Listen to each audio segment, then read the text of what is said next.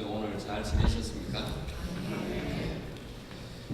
어떤 부부가 있었는데 부부가 이상한 동창이 만나면 싸움을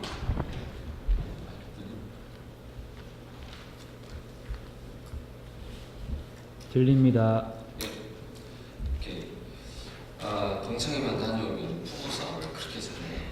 그래서 이제 하루는 할머니가 동창회를 다녀와가지고 그렇게 이렇게 얼굴이 안 좋아요. 근데 이 할머니가 충청도 출신이에요. 그래가지고 할아버지가 물어봤어요. 왜 그래요? 뭐 별거 아니구면. 근데 이렇게 전 충청도 말 잘 못해요. 그렇게 이제 물었더니 계속해서 이제 말을 안 하는 거예요. 별일 있구먼. 또 이렇게 계속 물었어요. 그러니까 할머니는 아니요, 별일 없이요. 별일 없다니까요. 그래서 할아버지가 자꾸 당신만 갔더니 다혈반지가 없었어? 물었어.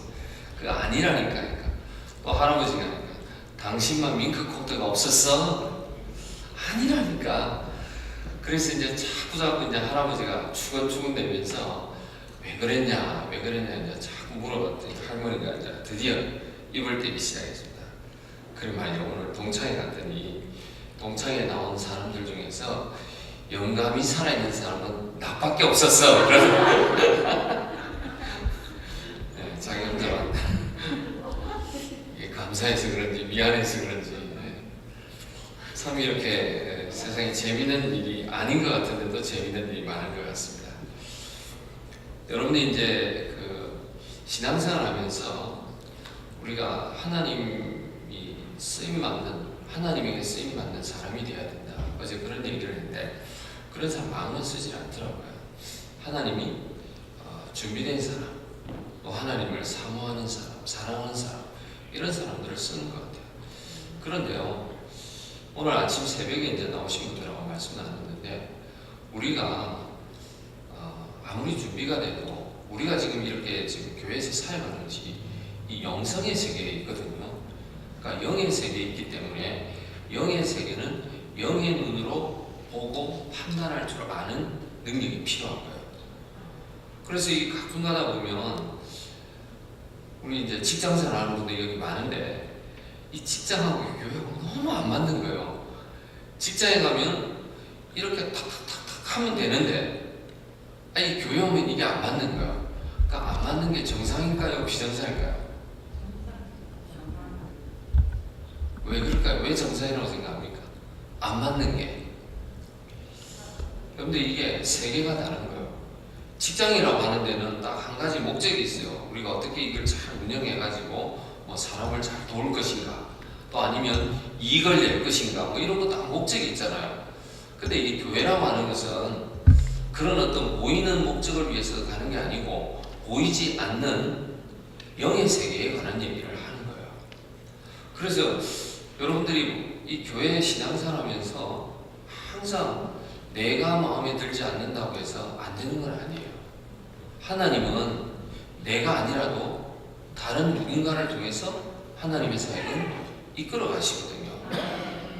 그래서 우리 이제 한국에 지금 이제 전임 대통령이 되신 이명박 대통령이 소망교회를 다니셨는데 이 소망교회를 다니면서 자기가 장로가 될 때 하는 얘기가 있습니다. 자기 참 세상적으로 성공한 사람인데 젊은 나이에 현대건설 사장을 하면서 참 성공한 사람인데 교회와 장로 되는 게 현대건설 사장 되는 것보다 더 어렵더라고요.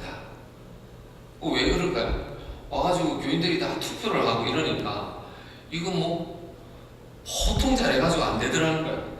그래서 장로 후보들이 저 교회 밖에 가가지고 사회 가면 떵떵거리는 사람들이 와가 자동차 막 정리를 하고 주차요원을 해야 되고 이게 현대건설 사장에게는 전혀 안 맞는 얘기거든요. 그런데 교회 오니까 현대건설 사장이 소용이 없더라는 거야. 그냥 와가지고 주차장에 가서 사람들을 인사를 하고 그렇게 하는 거예요. 그럼 왜 그럴까요? 벌써 우리가 세상에 살아가는 세계하고 우리가 또 이 교회라고 하는 영적인 세계는 전혀 다르다는 거예요. 그래서 이 다르다는 것을 잘 우리가 이해하고 신앙생활을 해야만이 하나님 앞에 제대로 쓰임 받을 수가 있다는 거죠.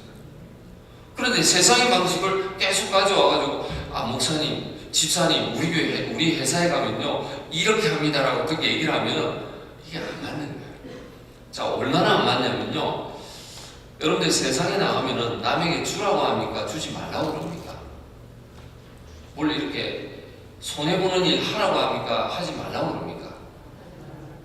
당연하죠. 여러분들이 세상에 나와가지고 손해보는 일만 하면은 바보라고 얘기됐습니다. 그런데요, 교회에 오면은 손해를 보는 일이 있어도 어떻게 합니까? 하라고 해요? 하지 말라고 그래요? 하라고 합니다. 자, 목사님이랑 우리 현 목사님이 손해봐도 합시다 이러면 목사님 어떻게 그렇게 어리석게 합니까? 우리 회사 가보십시오. 이래 얘기하면 안 된다는 거예요. 회사하고 교회하고는 전혀 달라요. 제가 이 비행기를 타고 이제 배 타고 온 게 아니고 비행기를 타고 왔습니다. 비행기를 갔는데 저는 이제 예약을 해가지고 제 좌석을 맨 뒷좌석을 앉혔어요. 그래서 우리 부부가 다행스럽게 맨 뒷좌석에 두 사람만 딱 앉게 됐어요. 그래서 딱 갔는데 우리 집 사람이 앉고 제가 조금 늦게 들어가가지고 딱 들어가니까 저희 좌석 바로 옆에 흑인 부부가 아기를 안고 어쩔 줄을 모르는 거예요. 그러면서 뭐 이렇게 좀 미안한 표정으로 뭐라 하냐면 우리 집사람한테 이거 좀 바꿔주면 안 되냐? 뭐 이런 좌석 좀 바꿔주면 안 되냐 이래요. 근데 우리 집사람 잘 못 알아들었던 것 같아요 그걸. 그러니까 내가 이거 해주면 안 되니까 노 하는 거예요. 그래서 여보, 당신 지금 옆에 애를 지금 안고 있는 사람 안 보이냐고. 그거 왜 그러냐고. 그러니까 지금 좌석을 바꿔달라는 거니까.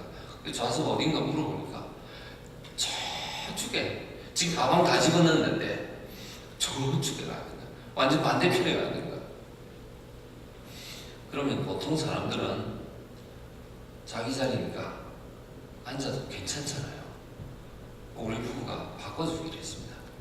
근데 이 흑인 부부가 이 아이를 이제 다른 사람한테 불편할까봐 또 맨 뒷좌석에 앉아가지고 그걸 본 거야. 이 아기 가진 부모들이 막 울고 하면 좀 안절부절하지 않습니까? 그래서 바꿨는데 이제 문제가 생기기 시작했어요. 이 가방을 위에 올려놓고 좌석은 저기 있고 하니까 나중에 나갈 때 맨 마지막에 나가야 돼요. 이해가 되십니까? 이 비행기 안 타본 사람들은 이해하지 마시기 바랍니다. 제가 맨 마지막에 나갔어요.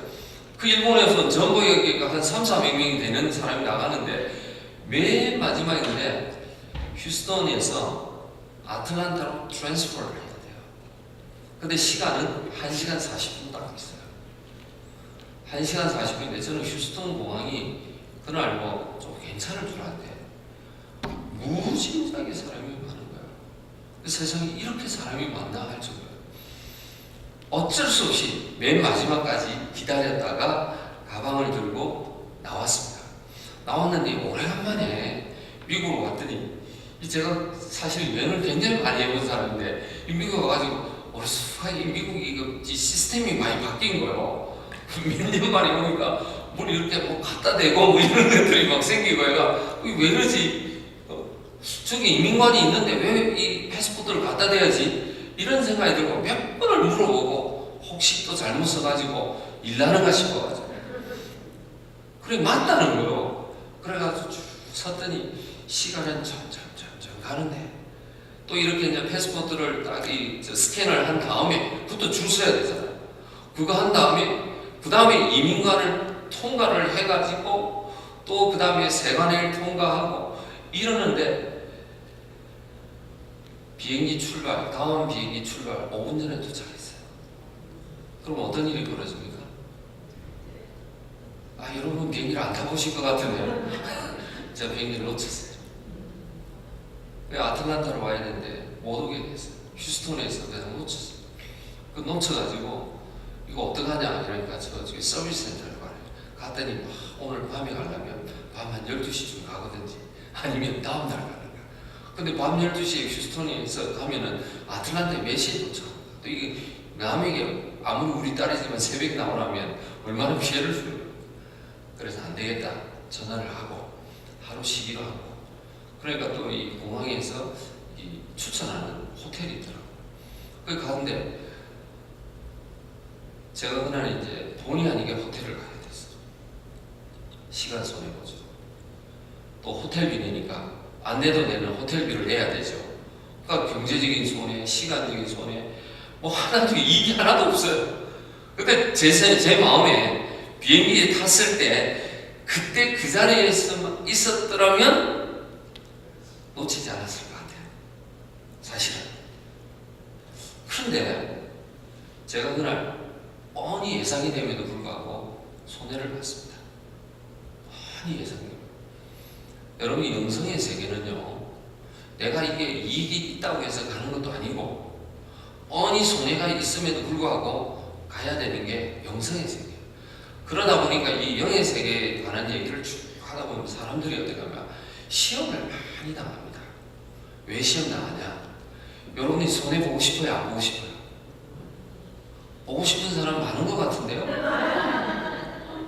보통 사람은 우리가 일반적인 정상적인 얘기하면 손해를 안 보는 게 정상이란가. 그런데 교회 안에서는 손해를 봐야 될 일이 너무 많은 거예요. 어떤 데는 자존심으로 손해를 봐야 되고, 어떤 데는 불평으로 손해를 봐야 되고, 어떤 데는 내가 남들은 봐서 안 하는 일을 갖다가 내가 해야 되는 손해가 있고, 얼마나 이런 손해가 많은지 몰라요. 그러니까 사람들이 교회에 와가지고 많이 겪는 게 뭐냐면 아이러니하게도 시험을 많이 당하는 거예요. 그래가지고 난 상처를 받았어 이런 거. 그 교회에서 무슨 상처를 그렇게 받습니까? 근데 전 가만히 이제 목회를 하다 보니까 교인들 가슴을 열 수만 있다면 요 안에 막 상처 해가지고 엄청나게 많은 상처들을 안고 살아가는 것 같아요. 그게 목사라고 없을까요? 집사라고 없을까요? 내가 하나님이 아닌 이상은 모든 사람이 동일하게 가지고 있다고요. 그래서 이 상처는요, 왜 이렇게 생기냐면 사단이 놓은 덫이라는 거예요. 그러니까 사단이 딱 덫을 놓으면 그 덫에 빠지기만 하면 치명적인 결과가 나온다는 거예요. 그래서 여러분들이 신앙생활 하면서 우리 교회가 선교를 하고 우리 교회가 어떤 하나님의 사역을 하고 정말 예배를 드리고 이런 거 하려고 하는데 가만히 보니까 우리 속에 뭐가 자꾸 일어나냐면 아무도 아는 일로 상처가 생기는 거예요. 그러니까 이 상처가 생기는 사람들은 마음을 어떻게 하냐면 자꾸 자신도 모르는 사이에 좁아지면서 문을 어느 날 확 닫아버리는 거예요. 열리지가 않죠. 그러니까 신앙생활에 재미가 없어요. 여러분들 교회 와가지고요, 교회 와가지고도 재미없으면 어디 가서 재미를 찾습니까? 사회 가서 재미 찾습니까? 사회 가서 재미는요, 아주 일시적인 재미야. 오늘 가가지고 뭐 축구한 게임을 해가지고 즐긴다고 하면 그거는 90분에 불과하다는 거예요. 그러나 신앙생활은 90분 하는 게 아닙니다. 계속 해나가는 거예요. 계속 해나가는데 상처로 인해서 자꾸 이렇게 어려움이 오게 되면 결국에는 내가 나를 어떻게 어렵게 만들 수밖에 없다는 거죠. 그래서 우리는요, 참 이렇게 하나님 앞에 쓰임받는 사람들이 하나님의 사역을 하면서 이상하게도 상처를 많이 받는 거예요. 그래서 오늘 여러분과 함께 나누고 싶은 게 뭐냐면 우리가 상처에서부터 좀 자유로운 신앙생활을 하자는 거예요. 상처는 없을 수는 없어요. 다 있을 수 있어요. 근데 본의 아니게 상처를 줄 수도 있어요. 상처를 받을 수도 있어요. 여러분들 고슴도치 아시죠? 고슴도치의 특징이 뭡니까? 가시 아닙니까? 가시가 그 고슴도치에 얼마 정도 있다고 생각이 되십니까? 고슴도치가 누가 공격을 해오면 그 몸 모양을 공처럼 만듭니다. 공처럼 만들면서 가시가 착착 서죠. 가시가 서는데 그 가시가요, 그 조그마한 동물에게 무려 3만 개 정도가 있답니다. 많죠.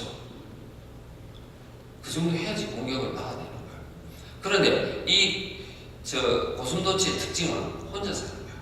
보통 동물들은 같이 몰려 살거든요. 근데 이게 같이 살 수가 없대요. 왜 그러냐면 1년 중에서 주로 11월, 12월 겨울이 되면 이 고슴도치들은 같이 이렇게 모이는 거예요. 새끼도 낳아야 되고 이렇게 모이는데 그렇게 같이 모이다가 보면 가시들 있지 않습니까? 그 가시 때문에 같이 이렇게 모이다가 서로 자기의 가시와 남의 가시에 의해 가지고 상처를 어떻게 하면 이렇게 찌르고 받고 일어나고 주고 받고 하는 거야. 그래서 우리 신앙생활이 교회 안에서 뭐가 비슷하냐면은 고슴도치하고 비슷한 거야. 그러니까 이 고슴도치처럼 이렇게 상처를 주기도 하고 받기도 하고 이런 일들이 교회 안에서 많이 일어나고 있다는 거죠. 근데 이거 막 사람들이 피하려고 노력을 많이 하거든요. 왜 저 사람이 나한테 그럴까? 그랬더니 상대방도 또 저 사람이 왜 나한테 그럴까? 이렇게 얘기를 하는 거죠. 그러면 우리가 이런 상처를 피할 수 없는 이런 상황에서 신앙생활을 할 때 그래도 하나님은 영의 세계를 이끌어가고 있다는 거예요. 내 한 사람이 상처받았다고 해서 이 교회가 무너지는 게 아니에요. 하나님은 여전히 하나님의 방법으로서 누군가를 사용해서 쭉 이렇게 가는 거예요. 그러니까 우리가 신앙생활에 어떤 키를 알아야 되는 거예요. 그래서 우리 신앙생활 할 때는요, 같이 하는 거예요. 혼자 하는 게 아닙니다. 저는 이제 TV를 잘 보지는 않는데, 미국에 살 때는 TV를 거의 본 적이 없는 것 같아요. 그래서 우리 집에서 TV를 보면 아이들이 그럽니다. 아빠 어쩌다가 TV를 보냐고 그래요. 왜 원칙 안 보다가. 근데 이제 일본에 가서 TV를 좀 봅니다. 왜 봐야 되냐? 언어를 모르니까. 아시겠습니까? 여러분들 영어 못하는 사람이 영어 배운다고 TV 틀고 그러지 않습니까? 그래 이제 제가 보는 거야. 근데 말이 들려야죠. 말이 안 들리니까 자꾸 채널을 돌리는 거예요. 그 돌리다가 내가 그렇게 좋아하는 채널을 하나 발견을 했어요. 내가 이렇게 좋아하는 게 이제 일본말로 도우부츠라고 그러는데 동물 프로그램 같은 게 동물의 세계 이런 거 있잖아요. 너무 좋아합니다.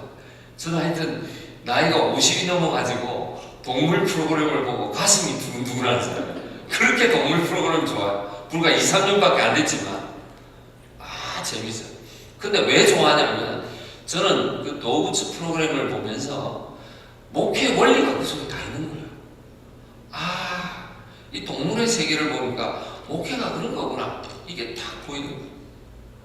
자, 여러분들 여기 오늘 에베소서를 한번 펴가지고 26절을 한번 26절, 27절 한번 읽어보세요. 시작.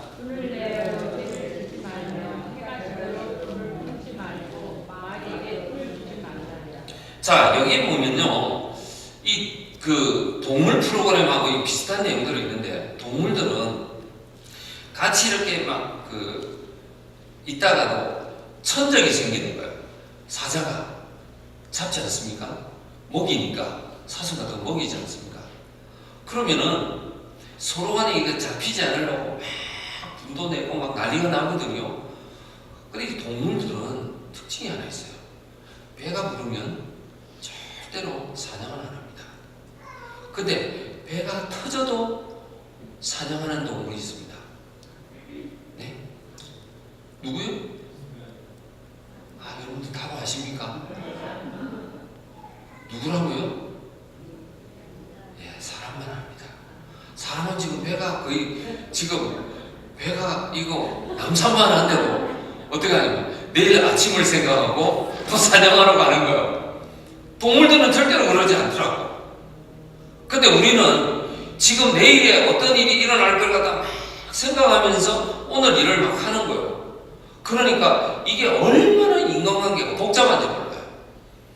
또 도우부츠를 보면서 알게 된 게 뭐냐면 이 치타가요, 세계에서 제일 빨리 다니는 게 치타라고 그러잖아요. 치타, 사자 이런 동물들이 이 먹이를 잡으러 갈 때 절대로 못 잡는 동물이 있어요. 그러니까 딱 먹이를 보고 잡으러 갔는데 못 잡는 동물이 있어요. 너무 놀란 게 침팬지는 못 잡습니다. 침팬지는 왜 못 잡냐? 여러분들 침팬지하고 사자하고 붙으면은 1대1로 붙으면 사자가 100% 이깁니다. 근데 침팬지는 딱 일어나면 사자가 자기를 공격해 오잖아요. 그러면은 침팬지의 고유한 목소리를 냅니다. 우우우 이런 목소리를 내요. 그러면 이 목소리가 딱 나오면은 그 주변에 집단적으로 살고 있던 동물 침팬지들이 막 몰려들어가지고 지금 사자가 지금 공격해 오고 있는데 그 공격에 오는 상황에서 이 침팬지들이 물러나면서 자기네들이 소리를 계속해서 내는 거예요. 그러면은 천하의 사자도 도망을 가야 돼요. 왜? 지금 자칫 잘못하면 수백 마리의 침팬지가 자기를 덮칠 줄도 모르는 상황이에요. 근데 우리 보세요. 교회 안에서 하나님 안에서 하나님 사역을 해나가는데 얼마나 침팬지 같은 역할을 하고 있냐면, 사실은 우리가요 침팬지 같이 하는 게 아니고, 여러분들 사슴들 보면은 사자가 막 달려오면 어떻습니까? 막 흩어져 가지고 도망가다가 끝끝내 한 마리는 붙잡히는 거예요. 그러니까 어떻게 하면 이 어떤 영의 세계에서 일어나게 되면, 뭔가 일어나게 되면 우리가 이렇게 모여가지고 하나님 앞에 기도하고 하나님의 그 기도를 통해서 역사하시는 하나님의 능력을 보고 그 능력 속에서 정말 우리가 하나님 앞에 더 가까이 가줘야 되는데, 그런 거 하지 않고 그냥 막 흩어지니까 사단이 어떤가 우리를 딱 공격하려고 누군가를 잡고 오는 거예요. 그럼 그 사람은 어떻게 넘어질 수밖에 없다는 거예요. 그래서 사단은 어떤 동물을 먹이려 하냐면은 사슴을 잡는데 보니까 이 딱 멀리서 보고 있어요. 멀리서 딱 보고 있다가 대열에서 이탈하는 동물들이 있어요. 그게 바비입니다. 여러분들이 하나님 앞에서 신앙생활 할 때 우리가 하나님의 세계에서 영의 세계에 딱 들어오게 되면 목사님을 중심으로 여기 영의 세계거든요. 이 페어데빌 교회라고 하는 것이 영성의 세계예요. 그럼 이 속에 딱 들어오면은 목사님과 더불어서 우리 교회 온 성도들 있잖아요. 하나로 딱 뭉쳐있어요. 침팬지 같은 그런 마음으로 신앙생활을 하면 설령 사자가 와도 사자를 이길 수 있어요. 그런데 뭐가 하자고 막 공격을 한다고 흩어지기 시작하면 여기에는 분명히 누군가 한 사람이 넘어질 수밖에 없다. 왜? 사자는 밥을 먹으려고 하거든. 사자는 아까 전제가 뭡니까?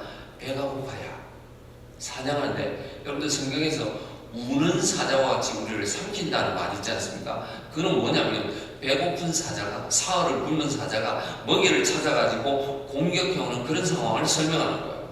그러니까 우는 사자한테 내가 밥이 되겠다고 하면은요 피할 길이 없다는 거예요. 그래서 우리는 교회 안에서 어떤 일을 할 때도 이게 영의 세계라고 하는 것을 항상 인식하고 있어요. 이 영의 세계에서 일어나고 있는 이 수많은 일들을 어떻게 이렇게 해결해 갈 것인가. 그래서 저는 오늘 여러분과 함께 몇 가지를 생각하려고 하는데요. 우리 상처 없을 수는 없습니다. 그러나 이 상처의 문제를 잘 극복하면서 신앙생활을 하려면 그 원리가 있는 첫 번째는 뭐냐면 상처의 시작점이 무엇인가를 잘 파악을 하는 거예요. 상처의 시작점이 뭔가. 자, 우리 공동체가 얼마든지 상처를 주고받을 수 있다고 했어요. 자, 여러분이 이런 상처를 주고받을 수 있다라고 할 때 그 말씀에 얼마나 여러분이 동의하느냐니까. 그럼 어떻게 해서 이걸 갖다가 이겨내야 되냐? 제일 먼저 여러분들 오늘 에베소서 5장 27절 다시 한번 읽어보세요. 시작. 자, 여기 보면 말씀에 마귀에게 틈을 주지 말라 이런 말을 했거든요. 그러면서 26절을 보게 되면 분을 내어도 죄를 짓지 말며 해가 지도록 분을 품지 말라. 자, 그런데 우리가 이 말씀이 적용이 됩니까? 여기서 결혼을 안 한 사람은 손 들어보세요. 여기 빼고는 다 했습니까? 여기 왜냐하면 이 말씀의 대상이 달라지니까. 여러분들 그 부부 싸움을 딱 하고 나서 오늘 뭐 지금 한 2시간 전에 부부 싸움을 했는데 아무 일이 없었듯이 밥도 먹고 같이 자고 이게 됩니까? 꼭 되는 것 같이 저는 안 되던데요. 그 되는 사람들은 정말 성경이 그대로 적용되는 거예요. 근데 성경은 그렇게 하라고 봐요. 왜? 해가 지나도록 하지 말라고 그러거든요.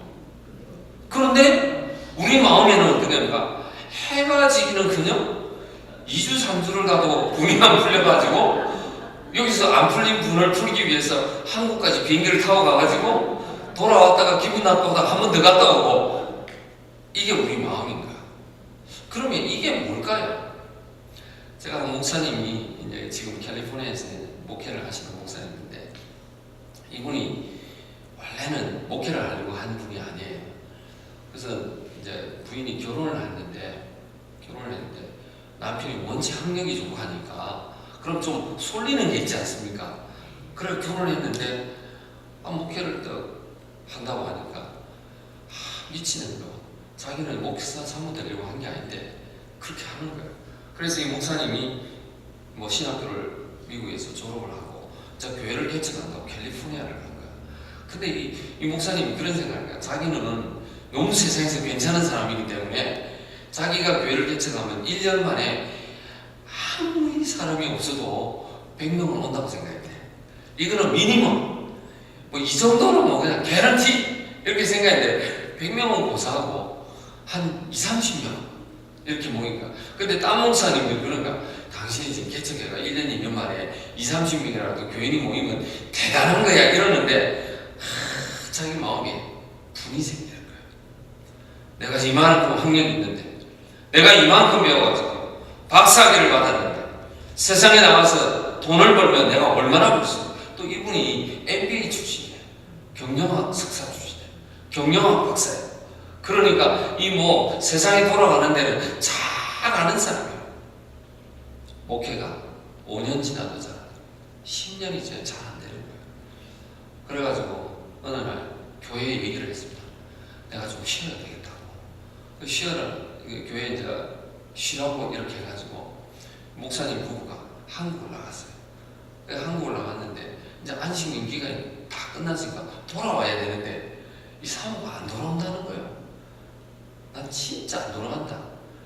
내가 이렇게 고생하고 이 교회가 가지고 이게 뭔 일이냐. 당신이 지금 우리 아버지 밑에 가가지고 일만 해도 이렇게 고생 안 한다는 거야. 자기 아버지가 잘 살거든요. 그래도 그때 목사님이 너무 이렇게 마음 아프게 해가지고 사모는 놔두고 돌아왔어요. 캘리포니아 돌아왔는데 자기 친척이 너무 목사가 사는 게 불쌍하게 보였던가 봐. 그래가지고 돈을 한 9만 불인가 10만 불 상당히 많은 돈을 보내줬어요. 이거 가지고 너무 교회 힘들게 생각하지 말고 이거 가지고 먹고 살아라. 그래서 돈을 탁 받았는데 이 목사님이 어떤 생각이 들냐. 내가 이렇게 목회를 할 건가? 내가 이렇게 부인이 자꾸 생겨나가지고 이렇게 목회를 할 건가? 아니면 정말 하나님 앞에 한번 붙들려 볼 건가? 이렇게 해가지고 기도하는 중에 내가 이 돈을 받아가지고 이 돈을 의지할 건가? 아니면 하나님을 의지할 건가? 이게 이 목사님한테 또 자기 분이 나오기 시작한 거야. 안 그래도 이 가난하게 사는 것도 힘들고 교인이 100명이 안 모이는 것도 자기한테 분노가 생기는데 얼마나 답답한지 몰라. 근데 이 목사님이 결심을 딱 하고 그 돈을 교회 헌금을 딱 냈어요. 헌금을 내고 나는 하여튼 죽어난 사람 교회가 주는 것 가지고 먹고 살 거다. 이래도 여전히 부인은 안 돌아오는 거야. 안 돌아오는 거야. 그래서 늘 얘기합니다. 여보, 우리가 하나님 앞에서 헌신을 했는데 당신 내 신학교 갈 때 다 알고 왔지 않냐? 오라. 그래서 제가 못 오는 거야. 당신 목사 그만두고 우리 아버지 밑에 오면 우리가 먹고 사는데 아무 문제 없다. 와라. 그러니까 부부가 어려움이 많았습니다. 그런데 놀랍게도 그 돈을 헌금한 이후에 여러분들 돈 때문에 변화가 일어난 게 아닙니다. 이 목사님이 하나님을 의지하는 것을 확실하게 자기 신앙으로 표현하기 시작합니다. 그전에는 목회가 힘들면 경영학 공부한 거 이게 눈에 자꾸 들어왔는데 이제 경영학이고 뭐가 다 집어치우고 하나님만 의지하겠다. 그래 뭐 돈도 많이 없지만 그거 다 내려놓고 이 친척이 준 돈까지 내려놓고 한번 하나님 앞에 붙들려 보겠다. 이렇게 딱 생각하니까 이상하게도 교회에 뭐가 일어나는가? 사람들이 점점 늘어나기 시작하더라고요. 한 명, 두 명. 이거 어떻게 설명을 못하겠대요. 최근에 이제 그 교회 부목사님이 저희 일본에 오셔가지고 만났어요. 그 일본 사람인데 만나가지고 물어보니까 요즘 교인 얼마나 나옵니까? 800명 나온답니다. 너무 작아서 여러분들은 그렇습니까? 800명. 제가 그 교회를 집회를 갔어요. 그때 300명 나왔어요. 이 300명쯤 나오니까 이 목사님 얼굴이 싱글벙글해요.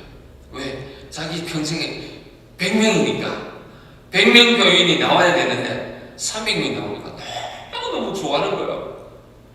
그런데 이제 몇 년 지난 다음에 제가 그 부목사님이 우연찮게 일본에 오시게 돼가지고 만나가지고 그 교회 얘기를 쭉 들어보니까 요즘 교회가 얼마나 잘 됐죠. 근데 왜 잘 됐냐? 그 얘기가 뭐냐? 그게 또 교회를 선교를 이끌어가는 거예요. 선교. 그 교인들이 얼마나 선교를 위해서 이렇게 하는 거야. 그런데 선교를 위해서 하나님 앞에 목사가 헌신되고 교인들이 헌신되고 그래가지고 시간을 내고 물질을 내고 자기의 재능을 내고 하니까요. 교회가 어떻게 막 이상하게 하나님 앞에서 교회가 잘 되더라는 거야. 저는 거기서 뭘 봤냐면 하나님의 사역에서 뭐가 생겼냐면 이 틈이 생긴 것을 선교로 막아버린 거예요. 막아버린 거예요. 여러분이 이 교회라고 하는 데가요, 근본적으로 뭘 통해 가지고 교회가 움직이는 것을 영의 세계를 통해서 볼 수 있어요. 전 여러분이 담임 목사님이 굉장히 좋은 아주 장점을 가지고 있습니다. 선교를 하려고 해도요, 선교 경험이 없어서 목사들도 어려움을 많이 겪습니다. 그런데 우리 현 목사님은 그런 부분에서는 이미 앞서 있어요. 이것은 돈을 준다고 해서도 안 돼요. 여러분들 저 정도 노하우를 가지려면 시간, 돈 이거 굉장히 많이 투자해야 됩니다. 굉장히 많이 투자해야 돼요. 그래서 우리가 뭐냐면 사단에게 틈을 주지 않아야 교회가 성장하고 이 영의 세계가 어떻게 하면 풍성해지는 거예요. 풍성해지는 거예요. 그러기 위해서는 뭐가 틈이 있는가를 알아야 돼요. 근데 사단은요, 틈만 딱 생기면은 공격을 하는 거예요. 그래서 오늘 아침 말씀드렸는데, 우리 사단이 IQ가 어느 정도 된다고 그랬어요? 우리는 어느 정도 된다고 그랬죠? 얼마요? 또 150 이러는 사람 있는 것 같은데, 여러분들 너무 자기를 막 그렇게 생각해가지고 아마 95 내지 105 내지 110 속에 다 있을 겁니다. 여러분들이 아마 120대면 이 자리에 아니고 다 하버드로 가 있어요. IQ가 그렇게 높지가 않아요. 걔가 70 정도로 합니다. 그러니까 걔보다 조금 낫습니다. 근데 얼마나 우리가 교만한지 몰라요. 뭐 한다고 해요. 근데 사단은 얼마나고요? 200이에요. 그러니까 사단이 변장을 딱 하고 와가지고 우리를 공격하면요, 이겨낼 재간이 없다는 거죠. 그러니까 우리는 자연스럽게 신앙생활하면서 이 신앙을 어쨌든 이겨내면서 하나님이 주시는 멋진 생활을 하려고 하면은요, 내 머리 가지고는 안 된다는 거야. 이 IQ 가지고는 절대로 사단을 이길 수 없다는 거야. 어떻게 이기냐? 하나님께 가까이 가야 돼요.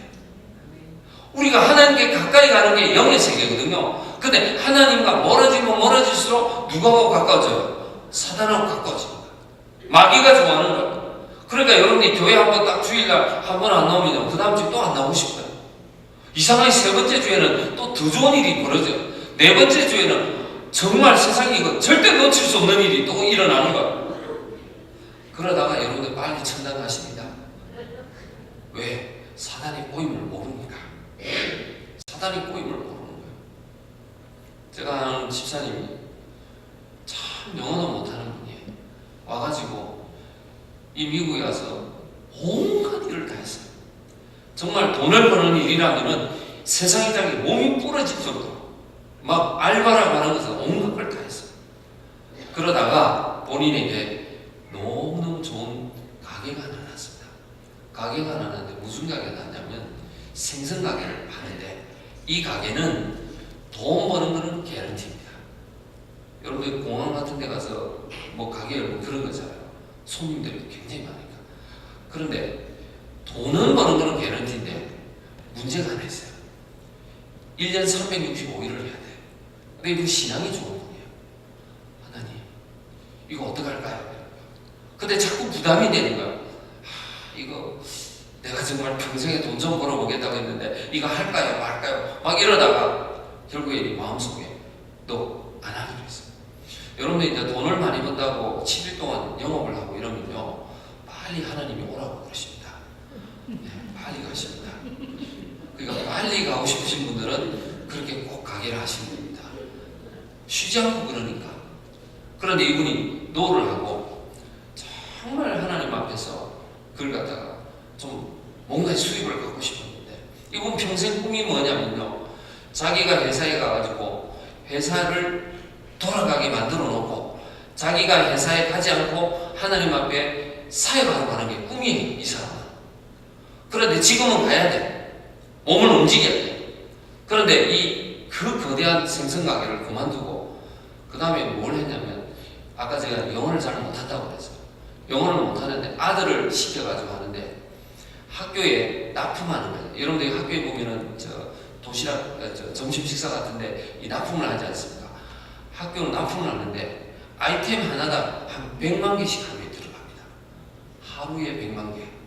너무 작습니까? 종이 한 장을 넣어도 100만 장. 뭘 생선 하나를 넣어도 100만 개.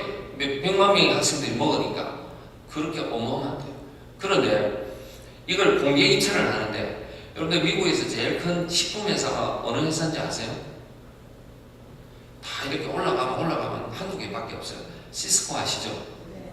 시스코가 크지 않습니까? 근데 시스코하고 경쟁을 하는 거예요. 여기는 진짜 이름도 없는, 진짜 먼지 정도밖에 안 되는 시스코에 비하면 아무것도 아닌 거예요. 이런 회사가 지금 이 시스코하고 공립학교에 물건을 집어넣는데, 납품하는데 경쟁을 하는 거예요. 놀랍게도 지금까지 백전백승입니다. 시스코하고. 그래도 안 놀라십니까? 그 조그만 회사가. 근데 이 집사님이 하는 걸 보니까 어떻게 하냐면, 목사님 기도해 주십시오. 제가 이번에 이렇게 한대. 자기는 영어 못하니까 하나님 앞에 기도 딱 하고 그 비딩할 때 적어 넣는 액수 있잖아요. 그걸 위해서 기도하는 거예요. 그렇게 해놓고 이게 이제 자꾸 이기니까 아들 보고 알아서 하라고. 이분은 회사 사장인데 회사도 잘 안 가요. 그럼 뭐 하냐 이러면은 교회들 가가지고 자기 간증해줘요. 간증해주고 그 목사님들, 집사님들 해가지고 뭐 만나가지고 자기가 어떻게 이 미국에서 생활하는가 이런 것들 얘기해주는 게 이분은 일이에요. 그래서 가끔 물어봐요. 집사님은 지금 자업이 교회 가는 겁니까? 아니면 회사 가는 겁니까? 그러니까 자기는 두 개 다 한대. 두 개 다 한대. 너무 잘. 2008년대 리만 브라더스가 막 사건이 생겨가지고 미국이 난리가 났지 않습니까? 와, 이거 난리가 났다고 할 때. 그런데 한 번은 저한테 와 이러니까, 목사님 죄송하지만 제가 어디 가서 남자한테 말도 못하는 굉장히 어려움이 있습니다. 뭔데요? 그러니까 올해도 흑자가 얼마나 많이 났죠. 교회 가서 얘기를 못한대. 너무 흑자가 많이 나가지고. 그러면서 저보고 그럽니다. 목사님 혹시 이 남프로필 오르가니제이션 NGO 등록되어 있는 단체 중에서 돈 필요한 데 있으면 좀 얘기 좀 해주세요. 왜요? 이거 그 단체에 갖다 주면 세금을 안 내도 된대. 그러니까 세금 내느니 돈 필요한 사람이 있으면 좀 주겠다는 거야.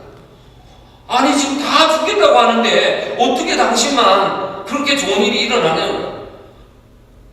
저는 옆에서 보니까 하나님의 세계를 하나님의 눈으로 보니까, 남들이 보지 못한, 남들은요 시스코라고 하는 거대한 회사의 모양을 보는 거예요. 거대한 힘을 보는데 이분은 그걸 보잖아요. 하나님 앞에 기도하면서 하나님이 역사해 주시가지고 내 인생을 어떻게 열어주실 것인가를 그가 보고 있더라고요. 그러니까 사단에게 틈을 주지 않는 거예요. 여러분이 신앙생활 할 때요, 신앙생활을 제대로 해나가려고 하고 뭔가 하나님 앞에 쓰임 받으려고 하면 내게 틈이 있는가 없는가를 알아야 돼요. 그러면 이 틈이 없다라는 것을 알고 나면요 하나님께서 막 써주시는 거예요. 그래서 아까 그 캘리포니아의 목사님, 이상하게 교인들이 수백 명이 늘어난 게 아닌데 그 한 10명, 20명 있던 교회가 조금씩 늘어나 한 30명쯤 될 때 하나님은 사모의 마음을 움직여 주셨어요. 돌아왔어요. 돌아오니까 이 또 사람들이 한번 바뀌면요 또 겁나게 일하거든요. 안 하려고 할 때는 막 안 하겠다고 막 뻗치지만 할 때 되면 또 굉장히. 그런데 이분이 부부가 하나가 돼가지고 하나님 앞에 막 사역을 해나가니까 교회가 얼마나 하나님 앞에 쓰임받는지 몰라요. 그래서 제가 그런 걸 보면서 뭘 느꼈냐면, 우리가 이 영적 세계를 제대로 이해하려고 하면 사단에게 틈을 주면 안 되겠다. 사단에게 틈을 주면 이거 참 안 됩니다. 여러분들 가정을 건강하게 만들어 가려고 하면요, 우리 가정에게 뭔가 틈이 생기지 않죠. 이 틈이 생기면 그 틈을 비집고 들어와 가지고 결국에는 우리 가정을 망치게 만드는 거예요. 얼마나 망치냐? 자, 여러분들 이제 그 자동차를 운전하다 보면 이렇게 앞에 큰 유리가 있지 않습니까? 그때 쭉 하나 이 스크래치 같은 게 나거나 이거 돌에 맞아가지고 나면 어떻게 해야 됩니까? 탁 돌에 하나 맞았다. 구멍이 약간 금이 같다. 그럼 어떡합니까? 떼어야 되죠. 근데 안 떼우는 사람 있어요, 없어요? 있죠. 그러면 안 떼우는 사람 자꾸 시간이 가면 어떻게 됩니까? 자, 금이 나오지 않습니까? 그러면 그 자동차는 제대로 하려고 하면 유리를 갈아 끼우는 외에는 방법이 없습니다. 방법이 없습니다. 이거 놔두면 조그만하니까 별거 아니겠지 하지만 자꾸 시간이 가다 보면 그 유리는 갈아 끼우는 거 외에는 방법이 없어요. 우리가 사단에게 틈을 주니까 이 조그마한 틈 하나를 줬는데 이거 별거 아니겠지 했는데요, 나중에 가다 보니까 결정적으로 이걸 갈아 끼우지 않으면 안 될 정도로 우리의 삶이 어떻게 메말라 버려요. 우리의 삶이 어떻게 하나님과 얼마나 멀어졌죠.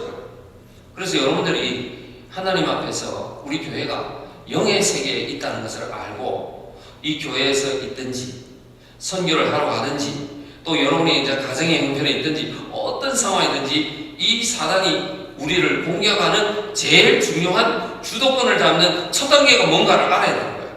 아, 이게 뭐야? 사단에게 틈을 주면 안 되겠구나. 그래서 우리가 사단에게 틈을 주지 말라. 자, 26절 다시 한번 읽어주세요. 자, 시작.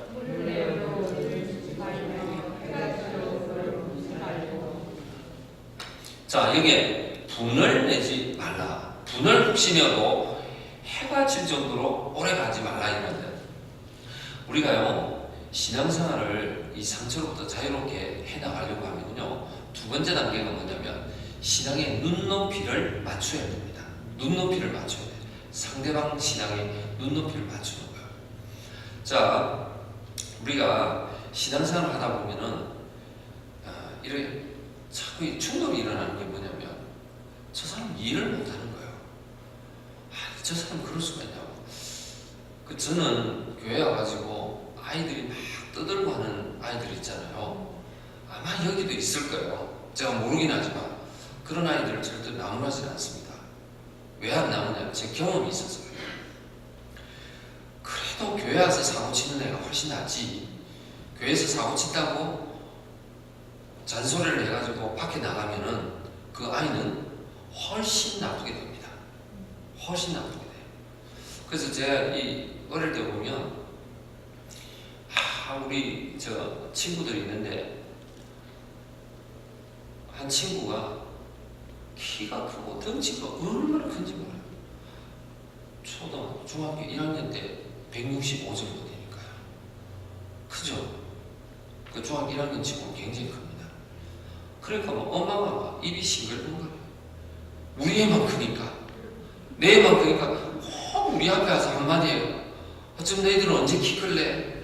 저러면서 이거 답답하죠. 근데 사실은 키는 커봐야 아는 거거든요. 근데 또 그 중에 저는 중간쯤 됐는데 아주 키가 작은 친구가 있어요. 근데 이 친구가 보면 너무 애 어른 같은 거예요. 근데 늘 이렇게 키 가지고 이렇게 비교를 당하고 이러다가 다 커봤어요. 다 커봤는데 그 제일 크다는 친구가 키가 168이에요. 그러니까 한 3cm 자랐어. 그러니까 이 친구는 안 자란 거예요. 그런데 제일 작다는 친구는 180이에요. 굉장히 크죠. 168과 180은 다릅니다. 그런데요, 이 키가 적은 이 우리 친구가 이 교회 안에서 보면 어른들한테 상처가 많은 거예요.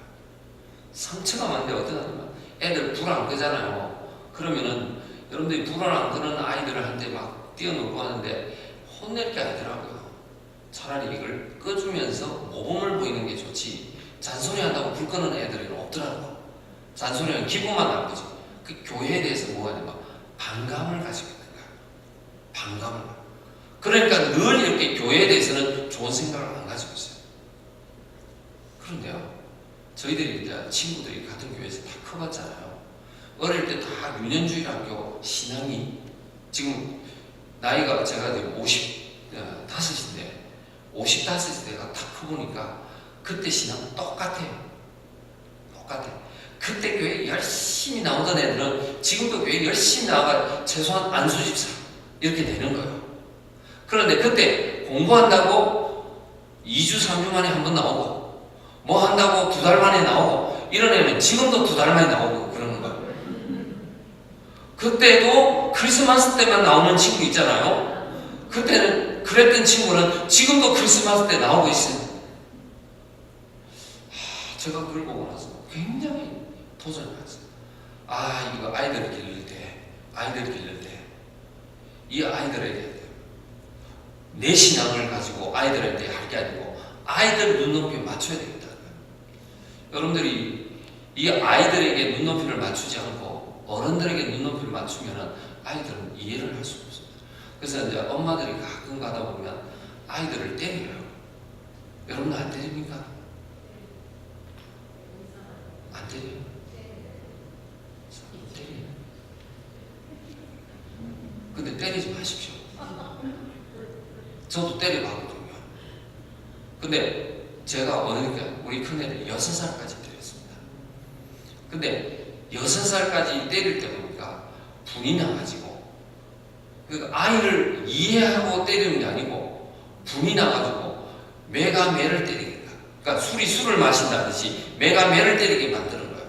아이 눈높이를 맞출 줄 모르는 거예요. 그러니까 왜 이게 안 되냐 이거야. 그러고 나서 저희 집사람이 그날 저에게 화를 막 내는 거예요. 아이를 갖다가 이러다가 죽이겠다는 거예요. 그러니까 여러분 분노가 날 때 때리면은요 무섭습니다. 저는 잘 때리질 않는데 그때는 그랬어요. 그날 제가 하나님 앞에 회개를 하고 아이를 불렀어요. 불러놓고 그날 제가 무슨 얘기를 했나? 내가 다시는 너희를 때리지 않겠다. 다시는 때리지 않겠다. 근데 그 이후에 약속을 지켰습니다. 그런데요, 두 번째하고 첫 번째하고 애가 좀 달라요. 뭐 우리 애들이 좀 밝은 편인데 두 번째는 더 좋습니다. 첫 번째는 두 번째 애보다는 좀 어두워요. 근데 왜 그럴까? 가만히 생각해보니까 얘들이 맞으면서 자꾸 기가 죽는 거야. 기가 죽는 거야. 우리 한국 사람들이 저희 목사라면 말을 얼마나 잘합니까? 목사들이 말 못하는 사람은 없거든요. 그런데 신학교에 딱 가보면은 미국 사람들은 학점이 잘 안 나와요. 우리는 뭐 하여튼 A 아니면 잘 점수를 안 받아요. 그런데 보면 디스커션 하는 데 가보면 영어를 못하는 것도 있겠지만 사실은 표현 능력이 떨어집니다. 근데 왜 떨어지는가? 제가 가만히 보니까 아이들을 너무 이렇게 엇박질을 나가서. 그래서 저는 이제 우리 동경에 가서는 아이들 기르는 데 가서 제발 아이들 때리지 마라. 아이를 때리는 게 아니고 아이를 말로 할 줄 알아야 된다. 그래서 아이들에게 반드시 뭘 존칭을 써야 합니다. 존칭을. 애들은 존칭 배운 대로 하는 거야. 근데 엄마가 야자애가 막 맘먹는 애들 있잖아요. 그런 엄마가 그러니까 애도 엄마를 맘먹는 거예요.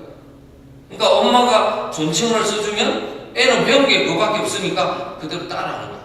나중에 구분을 할 줄 있다는 거야. 그러니까 애 눈높이에 맞춰줘야 돼. 자, 이 방이 너무 청소가 안 돼 있는 거예요. 그렇게 안 돼 있는 아이한테 청소 안 했다고 아이를 때린다고 해서 그 아이가 이해할까? 못합니다. 왜? 청소라는 개념이 없으니까. 그럼 어떻게? 보여줘야 돼. 보여주고 이렇게 하는 거고 같이 하는 거고 이러면은 눈높이를 맞추는 거예요. 근데 우리가 신앙생활 하면서 눈높이를 맞추지 않으니까 어떻게 하냐면 저 사람이 저런 행동을 하는 걸 이해를 못하는 거예요. 근데 알아야 되는 게 그 사람은 교회 나온 지 3개월밖에 안 된 사람이에요. 나는 13년이 된 사람이에요. 13년 된 사람의 눈으로 볼 때 3개월 된 사람이 얼마나 우습겠냐 말이에요. 제가 어제 말씀드렸죠. 300불 헌금을 내고 수표 받아오라고 그랬잖아요. 그걸 그 사람의 눈높이로 봐야지 되지. 아니 교회 헌금을 내고 받아간 사람이 세상에 어딨냐고, 당신이 법에 가서 얘기하라고 이렇게 얘기하면 안 된다는 거예요. 세상에는 그걸 법에 가서 얘기하라 할지라도 우리가 그 사람이 가지고 있는 신앙적인 눈높이를 맞춘다면 오늘 이 수표를 줘가지고 그 가정을 살리는 게 더 우선이에요. 그걸 살리고 나면 나중에라도 할 수는 있는 거예요. 그래서 우리는요, 신앙생활이라는 것 자체는 항상 뭐냐면 상처로부터 자유하려면 눈높이를 맞춰야 돼요. 눈높이를 다 맞춰요. 그 사람이 연약하면 연약한 대로 맞춰줘야 돼요. 또 그 사람이 가지고 있는 좋은 강점이 있으면 강점이 있는 대로 그걸 도와줘야 돼요. 그러면 어떻게 서로가 교제가 일어납니다. 그런데 애기 같은 신앙을 가지고 있는 사람한테 아주 뭐 청년같이 뛰어라고 그러면은 이 아이는 절대 그렇게 할 수가 없다. 그래서 우리가 분이 일어나지 않습니까? 분이 일어나는데 아니 당신이 어떻게 지금 3주 동안 얘기도 안 하고 그럴 수가 있어? 그렇게 얘기할 게 아니고 저분이 3주 동안 가야 될 정도로 아주 여리고 어린 모습이 있구나 하는 것을 맞춰주면은요, 그게 2주가 되고 1주가 되고 나중에는 하루 만에 바꿀 수가 있는 거예요. 바꿀 수가 있어요. 그래서 우리가 항상 하나님 안에서 신앙의 눈높이를 맞추는 것, 이게 그렇게 중요하다. 저는 이제 그 라오스라는 나라를 갔는데, 라오스 가지고 우리를 안내해 주시는 분하고 같이 이제 가다가 그 현지인이 운전을 했거든요. 운전을 해가지고 여기 식사하러 갑시다. 그러니까 우리 선교사님이 물어보니까 우리 한국 사람 입에 좀 맞는 식사를 하러 갑시다. 그랬더니 수제비 집을 갔어요. 근데 이제 라오스식 수제비인데 그게 우리하고 좀 비슷하다고 그래요. 얼마인가 이렇게 물어보니까 1불이에요. 1불이니까 그러면 뭐 얼마나 하겠다. 그 나라에 그 당시에 한 달 임금이 한 20불 정도니까 1불은 비싼 거죠. 사실은. 근데 우리는 괜찮아요. 갑시다. 그 가지고 이제 식사를 하는데 운전기사가 안 들어가는 거예요. 우리가 돈 내줄 테니까 들어가자고, 당신 가서 먹으면 된다고. 그냥 굳이 안 들어가더라고요. 그 나중에 이제 살살 달래가지고 왜 안 들어가는가 물어봤어요. 물어봤더니 이런 얘기를 한 거예요. 내가 한 달에 벌 수 있는 돈이 미화를 한 20불 정도 되는데 그 20불 되는 걸 벌어가지고 이 점심 한 끼를 위해서 1불이라는 돈을 쓸 수가 없다는 거야. 당신 돈 아니지 않느냐? 그래도 아니래. 자기 돈이든 남의 돈이건 이게 얼마나 비싼 줄 아냐? 이걸 어떻게, 제가 이제 그 얘기를 듣고 나서 해석을 다르게 했어요. 이제 미국에서 여러분들 오늘 저녁 식사로 왔는데 500불짜리 간 거예요. 한 사람 앞에 500불. 여러분들 가겠습니까?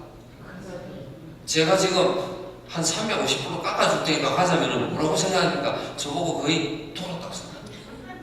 지금 거의 똑같은 거예요. 그 사람 눈에는 그 1불이라는 돈이 우리 지금 한 끼 한 500불 정도의 돈을 쓰는 것처럼 느껴지는 거예요. 그러니까 도저히 그 사람은 들어갈 수가 없다는 거예요. 저는 그때 뭔가 하나 탁 맞은 것 같아요. 이 사람의 눈높이를 못 맞췄구나. 이 사람의 눈높이를 맞췄다. 저는 이제 선교사님들하고 많이 만나다 보니까 선교제 가지고는 꼭 물어봅니다. 이거 다 먹어도 됩니까? 뭐 별거 아니에요. 미얀마에 가가지고 선교사님이 조종 목사님 왔는데 오늘 맛있는 게 해드립니다 해가지고 뭘 주나 이랬더니 계란말이를 주는 거예요. 그게 너무너무 고급 음식이야. 계란말이. 너무너무 맛있는 거예요. 또 느낌이 뭐냐면 제가 어제 이제 첫날 딱 가가지고 점심 우리 집사님 집에 가가지고 딱 들어갔는데 냄새를 맡을 때 너무 좋은 거 있잖아요. 한 2주 만에 이렇게 또 냄새 맡으니까 오는 거 그런 거 있잖아요. 이런 느낌. 계란말이가 있는 거예요. 너무 맛있어가지고 다 먹었어. 또 이게 주책스럽게 좀 더 없냐고 물으면 안 되는데 그랬더니 또 이따가 또 갖다 줘. 근데 나중에 얘기를 하니까 그거 다 먹으면 안 된대. 왜 안 되냐니까 그걸 조금 남겨줘야지 밖에서 일하던 현지인이 그걸 먹을 수가 있다는 거야. 내가 다 먹어버렸으니까. 다 먹어버렸어. 그걸 몰라가지고. 그래서 이제는 딱 가면은 어딘지 가면 음식을 조금 남깁니다. 남겨. 선교사님 이거 누가 만듭니까? 선교사님 사모님이 만든 겁니까? 아니면 그 일하는 사람이 만든 겁니까? 이거 물어봐요. 그래가지고 일하는 사람이 했다면 조금 남겨줍니다. 그 사람도 또 먹게 해줘야 돼. 근데 이걸 선교사들이 절대로 집에 못 가져가게 합니다. 먹는 거는 괜찮은데 가져가게 하면 도둑질을 자꾸 하는 거예요. 그래서 먹는 거는 괜찮지만 가져가는 건 안 돼. 그들의 눈높이를 다 맞추는 거예요. 그래서 미얀마가 더운 지역이거든요. 더운 지역인데 그 나라에서 굉장히 비싼 상품이 뭐냐면 하이탄이에요. 하이탄이 얼마나 비싼? 왜? 수입품이니까. 수입품. 그러니까 이 선교사님이 옷 빠는 거는 선교사님 집에서 빨아도 돼요. 그런데 하이탄에는 가져가면 안 돼. 그래서 아침에 출근할 때 보니까 선교사님 집에 보니까 이 일하러 오시는 분들이 거의 이 뜨거운 여름인데 뭘 해요? 거의 겨울처럼 옷을 입고 와요. 그러니까 안에 뭐 속 네이부터 해가지고 뭐 한 10벌이나 이렇게 껴입고 와요. 와가지고 오면 또 옷 다 벗어가지고 뜨거우니까 아침에 빨래 싹 돌려가지고 뭐 늘기만 하면은 다 늘어나니까 다 말라버리니까 그래가지고 또 갈 때는 또 그대로 입어야 돼. 그렇게 하고 가야 돼. 근데 선교사님이 그렇게 하면 모를까요? 다 압니다. 알아도 놔두는 거야. 왜? 그들의 눈높이 맞습니다. 그들. 여러분들 교회 생활하다 보면요 이해가 안 되는 사람이 있어요. 옷을 여름인데도 껴입고 오는 사람이 있어요. 그 사람이 하이타이 때문에 그런 사람이 여기는 없겠지만 혹시 몸이 추워가지고 그럴 수도 있다는 거예요. 그러면 어떻습니까? 그 사람을 큰 눈높이로 이해를 해야 됩니다. 근데 왜 집사님은 그렇게 이 더운데 그렇게 껴입고 와서 우리 에어컨을 더 틀어드릴까요? 그렇게 하면 안 된다는 거예요. 그분이 지금 처해 있는 눈높이가 있다는 거예요. 여러분들 우리가요 그 눈높이를 잘 모르게 되면은 자꾸 이 상처가 일어나는 이유가 뭐냐면 내 스타일에 내 기준에 맞추는 거예요. 내 기준에 막 맞추는 거예요. 그러면은 내 기준에 맞춰가지고 결국에는 따라오면 다행이지만 못 따라오면 어떻습니까? 어려운 거예요. 여러분 오늘 본문에 요한복음 21장을 읽었는데 예수님께서 베드로를 다 만났어요. 베드로를 만나가지고 뭐라고 얘기합니까? 자 여러분이 요한복음 21장으로 돌아가세요. 요한복음 21장.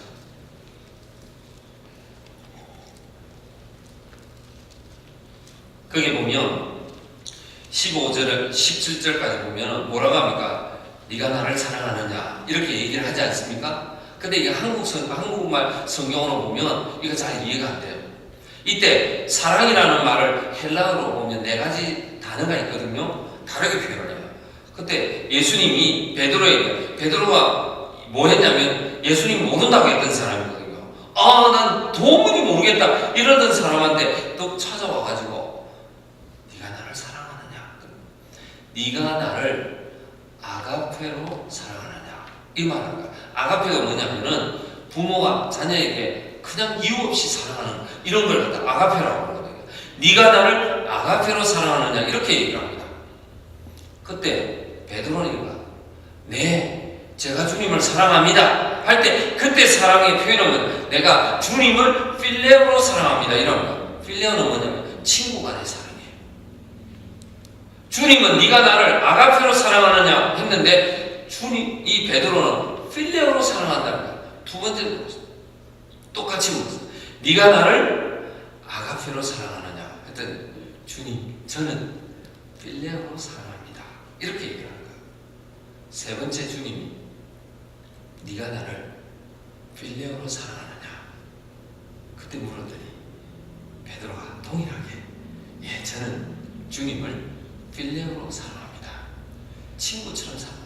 내가 어떻게 옛날 반대하고 부인하고 했는데 내가 주님을 아가페처럼 사랑한다고 할 수 있겠습니까? 이런 마음이 있는 거야. 눈높이를 딱 맞춰준 거야. 여러분이 이 신앙생활 하면서요 이 눈높이 맞추는 것이 얼마나 중요한지 몰라요. 그래서 저 사람이 이해가 안 되죠. 이해가 안 될 때 어떻게 하면 내가 저 사람에게 눈높이를 좀 맞춰줘야 되겠다. 혹시 저거 이해가 안 돼도 그렇게 해야 되겠다.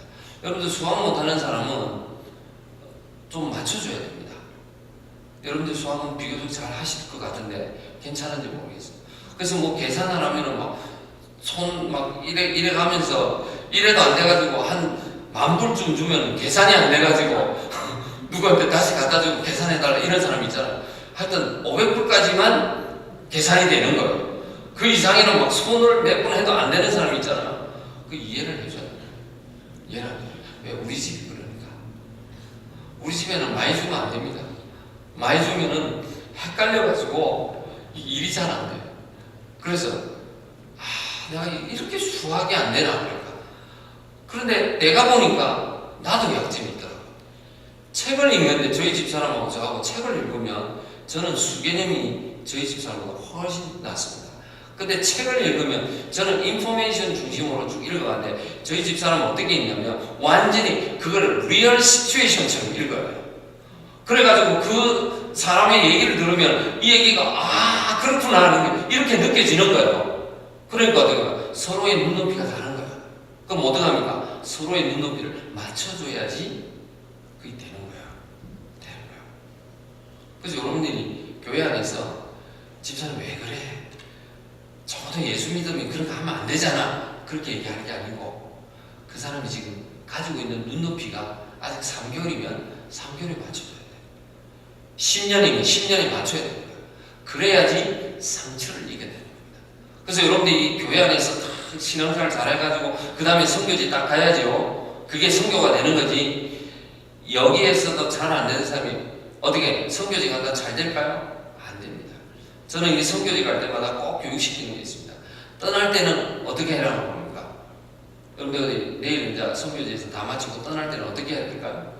우리가 떠날 때는 말없이.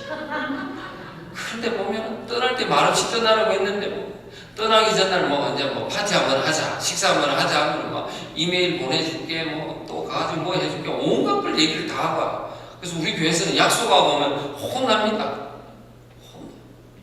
그런 거 하면 안 돼. 왜? 지키는 사람을 거의 못 봤다는 거야. 근데 선교지에서는 그걸 갖다 딱 기다리고 있어요.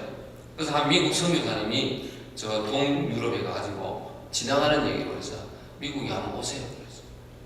근데 어느 날 보니까 그 사람 미국에 또 와 있더라고요. 깜짝 놀랐어요. 왜? 그 나라가 그 유크레인 나라가 그 나라 이제 그 당시에 공산주의에 있어가지고 월급이 다 20불이었어요. 20불인데 미국 대사관에 비자를 받으려고 어플라이를 하는데 저 비가 얼마냐면 70불이에요. 왜냐면 상호교환하니까 여기도 70불 아니고 거기도 70불이니까. 그러니까 여러분들 월급 3배 반을 내고 비자를 받으러 간다고 생각해서 엄청난 거 아닙니까? 그런데 그 돈만 가지고 오는 게 아니에요. 그 비행기를 타고 미국까지 오려면 비행기 값이 이게 한두 푼이 아니라고. 근데 보니까 한번 오라고 했더니 또 화가 있는 거예요. 미국 선교사님이 깜짝 놀래가지고 어떻게 해요? 그래서 선교사님이 가서 함부로 얘기하면 안 된다는 거예요. 함부로 얘기해요. 그래서 얘기하지 못하게 약속을 하려고 하면 반드시 여러분들도 선교지 가시면은 목사님하고 선교사님을 통해서 해야지 개개인별로 내가 뭐 해줄게 이러면 또 집에 오면 여기 오면 왜 안 되냐면 생업의 현실로 들어가는 거야. 안 돼요 여러분들. 그래서 우리는 어떻게 하냐 그들의 눈높이에 맞춰가지고 그들이 처해 있는 데서 그들을 위해서 해주고 딱 돌아오면 그 다음에 어떻게 해요? 하나님의 목회적인 상황에서 이 선교를 이끌어 가야 되는 거야. 그게 교회 안에서 어떻게 훈련이 돼야 되는 거야. 여러분들 눈높이 맞추는 거 다 훈련. 자, 그 다음에 또 우리가 신앙생활을 좀 자유롭게 하려고 하면요, 우리가 두 가지가 있는데, 하나는 행동부분인데 해야 될 게 있고 하지 말아야 될 게 있어요. 어떤 거는 꼭 해야 되고 어떤 거는 하지 말아야 되는 거예요. 신앙생활을 자유롭게 하려고 하면. 자, 그러면 어떤 것은 해야 될까? 하지 말아야 될까? 아니면 먼저는 우리가 하지 말아야 될 게 있어요. 그 하지 말아야 될 게 비판하지 말라는 거예요. 제가 지금 권총 한번 다시 한번 옆에서 한번 쏴보세요. 쏠 수 있어요. 저는 어제 너무 많이 맞아가지고 제가 여러분들 겁이 나가지고 제 쏘지 말라는 거예요. 어제 막 겁나게 막 쏘더라고요. 막 쏘는 거예요. 그런데 비판이라는 칼을 가지고 내가 탁 쏘고 나면 이게 하늘로 올라가고 자기에게 누군가에 가면서 내한테 세계가 오는 거야. 세계가 오는 거야. 그럼 밤잠을 못 잡니다. 밤잠을 못 잡니다. 제가 이렇게 목회를 많이 이렇게 이제 하는 과정에서 수없는 많은 사람들을 만났는데 어떤 사람들이 힘들어하냐면요, 막 비판을 받고 견디지 못하는 사람 있잖아요. 자기 말 한마디만 못 견디는 사람 있잖아요. 이런 사람의 특징이 뭐냐면 굉장히 남에게 많이 쏘는 사람이에요. 그러니까 남에게는 팡팡 쏘아내면서 자기한테 한 방 오면 그냥 세상이 뒤집어져 버리는 거야. 뒤집어져 버려. 우리가 조심해야 돼. 그래서 이거 비판을 함부로 하면 안 된다. 왜냐하면 이 비판이라는 것은 결국에는 나에게 돌아올 수 있는 가능성이 높기 때문에 그런 거예요. 근데 교회가 비판하지 않고 우리가 성도 안에서 뭘 하냐면 서로가 이렇게 좋은 말을 하고 그러다 보면, 좋은 말 하다 보면 얼마나 좋겠어요. 분위기가 얼마나 좋겠어요. 제가 어제 그랬죠. 우리 교회 한 집사님 음식 먹는 것 때문에 내가 너무 좋아하는 사람이 있어요. 그분하고 음식을 먹으면 너무너무 행복해요. 너무너무 얼굴이 좋아요. 음식 먹는데 그분은 그게 트레이드 마크 같아요. 그래서 우리 교회 안에서 그분하고 음식을 먹으러 가면 모두들 행복해합니다. 행복해. 여러분이 그걸 비판으로 자꾸 만들어내는 거예요. 아니요. 참 하나님 앞에 좋은 걸로 만들어내는 거예요. 그러면 하나님께서 어떻게 합니까? 우리에게 상처로부터 자유로운 신앙생활을 하게 하는 줄로 믿습니다. 또 다른 거 하지 말아야 되는 게 자기 과시가 있어요. 사람들은 자기 과시는데 어제 이렇게 보면은 우리가 뭐 좀 가진 게 있으면은 자만심, 자기를 막 드러내려고 하니까. 예수님 보세요. 예수님이 12제자를 갖다가 선정할 때 어떤 사람인데 대부분이 어부였어요. 어부는 뛰어난 직업이라고 할 수가 없어요. 그냥 갈릴리 바닷가에는 늘 이렇게 어부들이 많은 거예요. 보통 그런 직업이라고 할 수 있습니다. 그런데 하나님은, 이 예수님은 왜 그 어부들, 보통 직업을 가지고 있는 그 사람들을 썼을까요? 그들을 훈련시켜가지고 가능성을 보고 뽑는 거예요. 가능성을 보고. 다 된 밥을 가지고 얘기하지 않습니다. 가능성을 가지고. 그럼 어떻게 합니까? 우리가 하나님 앞에서 겸손하게 엉터리고 자기를 낮추게 되면 하나님이 나를 어떻게 합니까? 가능성을 보고 뽑아주시는 거예요. 가끔가다 이런 질문을 받습니다. 목사님 학교에 졸업할 때 되면 얼마나 신학교에 나와서 목회를 합니까? 제 동기들 보니까 한 반 정도 목회를 합니다. 많이 목회를 할 줄 아는데 어떤 이유든지 중간중간에 많이 탈락을 하더라고요. 그래서 저도 기도합니다. 하나님, 이 목사로서 은퇴할 수 있게 해달라고. 중간에 딴 생각하지 않고 목사로서 은퇴할 수 있도록 여러 가지 일들이 못하게 만들어요. 중도 하차하는 사람이 많습니다. 그런데 저희 학교 다닐 때 너무너무 설교를 잘하는 친구가 있습니다. 그 친구는 우리 보통 일반적으로 얘기하면 대ገብ체, 특채할 정도의 뛰어난 실력을 가지고 있습니다. 그런데 그 친구 지금 목회 못합니다. 궁금하죠? 왜 그렇게 뛰어난 사람이 목회를 못할까요? 근데 이분은요, 설교는 너무 잘하지만, 너무 잘하는데 자기 과시가 있으니까 가가지고 결국에는 어떻게 되냐면 그 자리에서 견디지 못하고요. 여러분들이 똑똑한 사람보다도 조금 모자라도 하나님 앞에 겸손해가지고 쓰임받는 사람이 훨씬 롱런합니다. 훨씬 롱런. 여러분들이 막 내가 부족하다고요. 나 이게 너무 부족해가지고 내가 그럴 수가 없어. 이럴 필요 없어요. 하나님 앞에 고개 숙이고 하나님 앞에 뭔가를 하게 되면은요, 하나님께서 그 귀한 마음을 어떻게 합니까? 써주시는 거예요. 그래서 우리가 자만심 내려놓아야 됩니다. 자만심 내려놔. 저는 이 교회 봉사하는 분 중에서 제가 이 워싱턴에서 한 권사님을 봤는데 그분이 한 80 정도 됩니다. 근데 그분은 차를 우리 교회까지 오려고 하면은 차를 3번인가 갈아타는데요. 버스를 타니까. 근데 뭐 할머니가 뭐 시간이 많으니까 뭐 몇 시간 걸려도 와요. 근데 보면 월요일 날 우리 여기는 뭐 그럴 이유가 별로 없을 것 같은데 교회가 크고 하면은 어떻습니까? 성경 찬송 아무 데나 놔두고 가죠. 그럼 누군가 와서 해야 되지 않습니까? 근데 이게 교회가 작으면은 뭐 한 10분이면 되지만 교회가 크면 어떻습니까? 그것도 일인 거예요.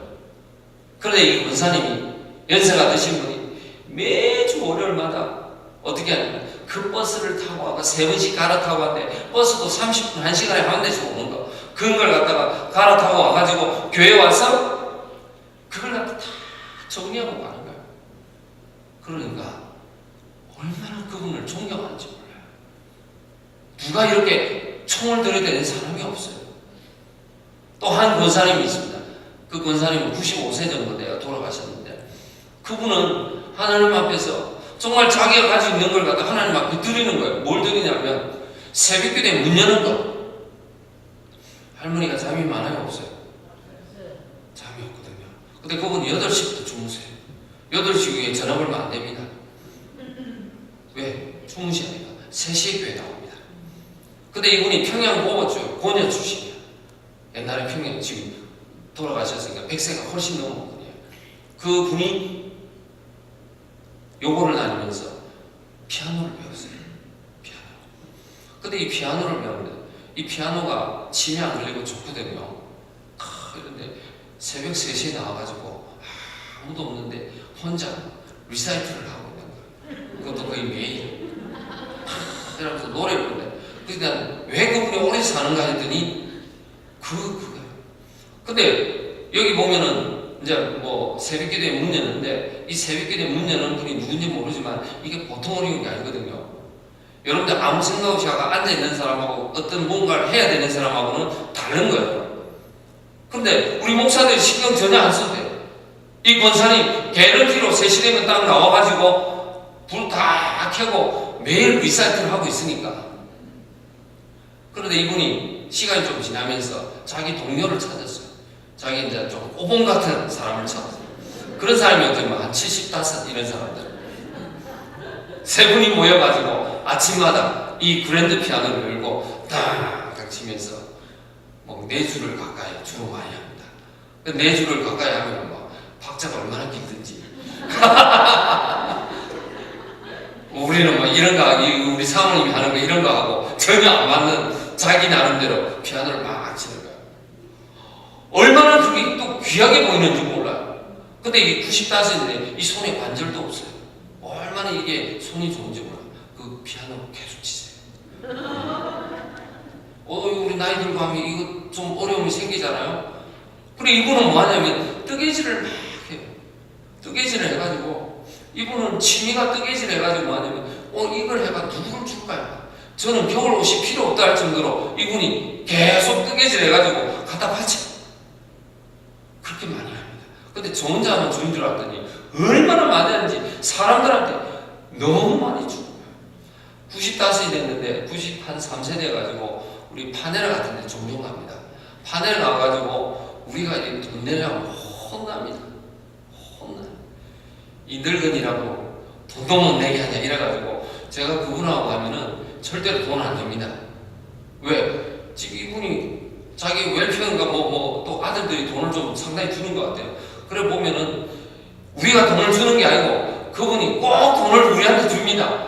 자기 돈은 또 꼭 받아야 돼. 할머니들 주는데 안 받으면 또 큰일 나요. 꼭 받아야 되는 게 있지 않습니까? 그런데 제가 보니까 자기 자신을 형식하게 낮춰가지고 주님을 위해서 그 한 자리에 계속 서 있으니까 이분이 그렇게 크게 보입니다. 그래서 제가 권사님 제가 한번 연결을 해드릴 테니까 권사님 인생을 한번 정리를 하십시다. 이래가지고 제가 아는 중앙일보 기자가 있어요. 그 중앙일보 기자를 만나가지고 요즘 어떻게 연재기사 어떤 거 하냐니까 사람에 대한 연재기사를 한대요. 그러면 내가 한 사람 소개해 줄 테니까 그 사람을 한번 기사를 써봐라. 그래가지고 기자가 새벽 3시부터 가가지고 그 로꼬 형식으로 그분을 쭉 따라다니면서 기사를 썼어요. 신문에 광고 빼고 화면 전체를 다 나왔어요. 여러분들 이 정도 중앙일간지에 나오려면 힘들어요. 그래가지고 참 이분이 자기 인생을 그렇게 짧은 인생을 짧게 이렇게 요약해서 쓰니까 너무 좋았어요. 그분이 돌아가실 때 장례식 때 제가 그 얘기를 해드렸어요. 우리 권사님이 인생은 이 신문 기사에 다 나와 있습니다. 보통 사람들은 모르죠. 근데 자기 인생이 그게 딱 나와 있어요. 얼마나 좋은지. 근데 왜 그럴까요? 하나님 앞에서 자기를 겸손하게 낮추고 하나님 앞에서 그 문 여는 거 아무것도 아닌 것 같지만 꾸준하게 10년이고 20년이고 그 일을 쫙 했더니 하나님 그 인생을 95세에 살게 하시고 정말 돌아가시는 날까지 경제적으로 궁핍하지 않게 하시고 또 남들이 이렇게 막 우러러보고 너무너무 좋다. 여러분들 장례식 가도 호상이라는 말 쓰잖아요. 너무 좋다. 이런 마음을 가지고 우리를 떠나갈 수도 있대요. 왜 그럴까요? 그분의 인생의 성격표가 그런 거예요. 하지 말라는 거 안 하는 거예요. 여러분들 이게 하지 말라는 게 있어요. 그 다음에 또 우리가 하지 말아야 되는 게 있잖아요. 불만 제기하는 게 있잖아요. 불만을 제기를 많이 하면은요, 여러분들 상처가 많이 생길 수밖에 없어요. 왜? 불만을 제기를 했는데 안 되잖아요. 안 되면은 그게 대부분 상처로 남는 거예요. 여러분이 출애굽기에 보시게 되면 이스라엘 백성들이 출애굽을 해 나갈 때마다 여러 가지 위기가 다가옵니다. 자, 광야를 들어가는데 홍해라고 하는 위기가 오거든요. 그때 위기. 그 다음에 또 어디 마라 광야에 갔더니 이 마실 물이 없는 거야. 그래가지고 위기. 그 다음에 음식이 없는 거예요. 위기. 다 위기가 올 때마다 이스라엘 백성들 어떡합니까? 아우성을 치고 지도자인 모세에게 와 정말 감당 못한 여러분들 200만이나 되는 사람들이 와가지고 불평을 한다면요 그 지도자가 견뎌낼 수 있겠습니까? 못 견뎌내요. 그렇게 어려운 상황인데 이 모세는 그때 어떻게 하냐면 하나님에게 가는 거야. 모세하고 이스라엘 백성들하고 뭐가 차이가 있냐? 모세는 하나님에게 가는 거고 그 백성들은 불평을 하는 거야. 근데 불평하는 사람들은 어떻게 되냐? 결국에는 가나안 땅을 못 보는 거예요. 저는 가나안 땅을 못 보는 걸 뭘 어떻게 해석하냐면 하나님이 주신 축복의 기회를 놓치는 거예요. 여러분이 하나님이 주시는 축복의 기회를 더 갖기를 원한다면 있잖아요. 감사를 하십시오. 감사하십시오. 전 이렇게 머리가 별로 없어가지고 참 이렇게 어려움이 있어요. 그런데 이 머리 때문에 제 고충을 알았는데 우리 교회 한 자매가 최근에 교회를 나왔는데 저한테 모자를 하나 선물을 했어요. 이 모자, 이 중정모 같은 게 있어요. 그 모자가 얼마나 좋은지 몰라요. 얼마나 좋은지 몰라요. 그 저는 지금까지 모자 쓰는 사람들은 좀 이상하게 생겼습니다. 그런데 내가 모자를 써보니까 모자가 너무 좋은 거예요. 그래서 제가 모자 쓰는 걸 이제는 감사합니다. 그래서 어떤 아이가 중고등학교 아이가 이 교회 와가지고 모자를 예배 시간에 쓰고 있는 거예요. 그러니까 목사님이 이제 예배 시간에 벗어라 이렇게 얘기를 했어요. 그랬는데 그 학생이 목사님 보고 묻는 거예요. 목사님은 왜 안경 쓰죠? 야, 눈 나쁘니까 안경 쓰지. 저는 머리가 나빠서 뭐 썼어요? 근데 이 모자가 어떻게 하나? 얼마나 이게 나를 보호해줄지 몰라요. 그래서 모자를 써도 감사하고 안경을 써도 감사하고 내가 오늘 이 자리에 있어도 감사하고 뭐든지 감사하니까 어떡해요? 내 인생이 어떻게 풍성해집니다. 내 인생이 풍성해. 그래서 여러분들이요 영의 세계에서는 불평보다는 감사를 하셔야 돼요. 그래서 이 감사를 하게 되면 오늘 여러분이 오늘 집회온 것 예배를 드리는 것, 내가 이름 가져가고 사는 것, 우리 목사님과 함께 사역에 동력하는 것, 이런 거 하나하나가 뭐가 되냐면 다 감사가 되는 거예요. 다 감사가 돼요.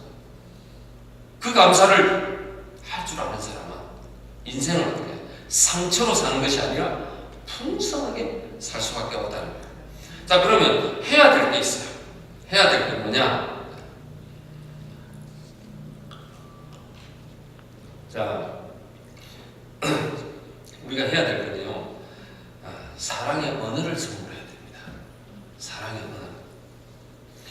여러분들 우리가 선물을 많이 하는데요, 선물을 많이 하는데 그 선물 중에서 사랑이라고 하는 선물을 해줘야 돼요. 우리가 뭐 어떤 물건 이런 것보다도 더 중요한 거예요. 제가 유크레인이라는 나라에 영어를 가르치고 갔거든요. 그 갔는데 처음 수업 시간에 딱 들어갔는데 학생이 저 독일 계통의 유크레인 러시아 사람이에요. 뭐라고 했냐면 선생님 질문이 있어요. 왜요? 그래. 여기 오는데 비행기 값 얼마나 들었네. 그 학생이 선생님한테 그런 거 묻지를 않지 않습니까? 너무 기가 막히는 거예요. 그런데 제가 얘기를 해줄 수가 없었어요. 왜냐면 그 나라 사람들이 버는 수입에 비해서 비행기 값이 너무 비싸거든요. 그런데 집에 가가지고 가만히 생각해보니까 왜 이 학생이 비행기 값을 물었을까 궁금하기도 하고, 그래서 그 다음날 수업 시간에서 비행기 값이 그 당시 한 1,600불 정도 들었던 것 같아요. 1,600불 정도 들었는데 자기 아버지가 버는 돈이 한 달에 20불. 그럼 20불, 8,600을 20불로 나누면 몇 배 정도 차이가 납니까? 여러분 계산이 되네요. 80배. 그러니까 그걸 유크레인 사람들의 눈으로 보지 말고 지금 내가 버는 수입에 곱하기 80이 비행기 표라고 생각해 보세요. 엄청난 돈 아닙니까? 여러분들 선교지 가서 그렇게 계산을 하셔야 됩니다. 그냥 우리 식으로 돈 쓰면 안 돼요. 자, 깜짝 놀라는 거예요. 그러면서 하는 얘기가 뭐냐면, 그러면 선생님 이 영어학교 오셔가지고 돈은 얼마를 버세요? 그런 거예요. 나한테 한 푼도 못 번다니까. 더 놀라는 거예요. 이 많은 돈을 들여가지고 여기 와가지고 우리를 가르쳐주고 돈을 한 푼도 벌지 못한다니까. 이거야말로 바보 같은 얘기 아닙니까? 여러분들 선교 간다는 게 여러분 굉장히 보면 예수 안 믿는 사람들 보면 여러분들 바보짓 않은 거예요. 어리석은 짓 하는 거예요. 시간 내고 돈 내고 그거 가지고 또 욕먹어가면서 노래해가면서 뭐 준비한다고 막 온갖 얘기 다 하고 가는 거예요. 세상 사람들이 보기에는 우리를 얼마나 어리석게 보는 거예요. 이 학생이 저에게 비행기 값을 물으면서 기절하는 거예요. 벌지도 못하는데 어떻게 여기 오셨어요? 그때 제가 이런 얘기를 했어요. 그래, 내가 너의 마음을 알고 있어. 그런데 내가 여기 온 건 말이야. 우리 그 예수 믿으라는 얘기 못합니다. 공산주의 국가니까. 내가 여기 온 건 있잖아. 누군가 나를 사랑해 줄 거다. 내가 여기 오기 전에 누군가 나를 사랑해 줄 거다. 그런데 그 사랑이 너무 크기 때문에, 너무 감사하기 때문에 나도 너희들에게 그 사랑을 한번 나누고 싶어서 온 거야. 나는 지금 돈이 문제가 아니야. 내게도 지금 미국으로 돌아가게 되면 아주 바쁜 일정이 있거든. 학생이 이해를 못하는 거야. 그래서 제가 선교사님한테 이 학생도 어떻게 해서 데려왔냐고 물어봤어요. 그랬더니 이 광고를 하는데 전봇대 있지 않습니까? 전봇대 영어학교 합니다. 오시면 뭐 미국에서 오신 분들이 영어 가르쳐 줍니다. 이렇게 해가 광고해 놓으면 오는 거예요. 이슬람 사람들이에요. 그 사람들에게 예수님을 얘기하는 게 굉장히 조심스러워요. 그 학생들에게 예수님을 얘기하지 않지만 누군가가 나에게 준 사랑이 있거든. 그 사랑을 나도 한번 나누고 싶어서 온 거야. 일주일 명학교가 끝나고 나서 기적이 일어났습니다. 16명이 예수 믿기로 결정했어요. 거기서는 한 명을 얻기가 어려운데 16명이나. 여러분들 우리가 얼마나 돈 투자하는 게 필요합니까? 비행기 값이 어쩌면 수천 불을 들여가지고 참 우리가 그런 걸 해야 되는데, 그래도 하는 이유가 뭘까요? 내가 누군가에 받은 사랑이 있거든. 그 사랑을 이제 전달하라고 하는 거야. 그러니까 그 학생들이 이해를 못하더라. 어쩌면 이렇게 비싼 돈을 들여가지고 미국에서 비행기를 타고 와가지고 우리를 위해서 돈을 한 푼도 벌지도 못하고 우리를 위해서 도와주는구나. 감동을 먹어. 근데 이제 시간이 조금씩 지나면서 우리들을 알게 되는 거예요. 그래서 선생님들이 믿는 예수라고 한다면 저희들도 믿을게요.